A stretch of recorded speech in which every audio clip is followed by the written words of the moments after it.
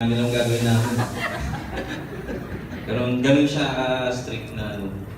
Na okay, after naman mabigay namin yung ano, after naman nun, okay na yun. Bait naman ulit. Babies mode lang. So hindi yun. Parang parang ano kasi yung pagiging tatay niya, yung nakikita ko na maganda. Kasi kung ano siya, sa kanyang pagtatrabaho, yung pinaproject niya yung sarili niya sa ibang tao, parang ganun yung gusto ko rin mangyari sa akin. Na ano, maganda lalaki siya, maganda lalaki siya. Hindi yun, tsaka yung pag yung kung paano yung Christian faith niya sa pagiging isang ama, ganun din, nakikita ko yung, siyempre, ang pinaka-ama nating lahat ay ang Diyos. So, bawat ama dito sa mundo, may karakteristik ng Diyos yun. So yun nga, yung daddy, yung pagiging strict nga, ganun din naman ang Diyos, naging strict din siya. Yung disiplina niya, tayo, yung mga Kristyano tayo, ang daddy ko, ganun din.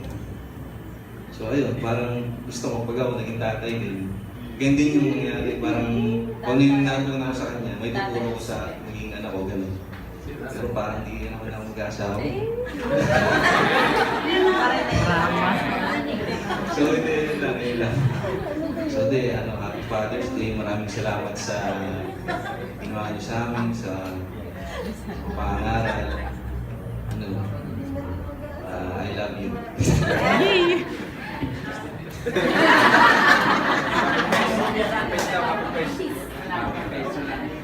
Happy Father's Day. Dati, kasi pag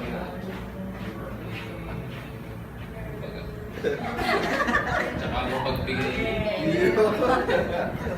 pag may kailangan, pag natawag ng mami sa daddy, yun, sabihin lang kung bibigay.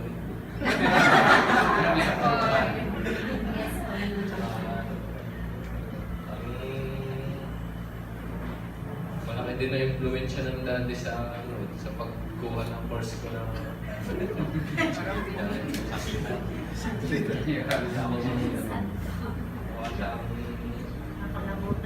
mabait na dahil wala pong anong gano'n. Hindi ako na lang.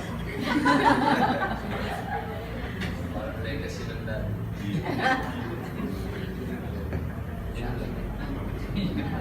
Panginoon, dahil pinagkalooban niya ako ng isang butihing asawa na napaka-buting ama para sa aking mga anak. Happy Father's Day. I love you. Kiss!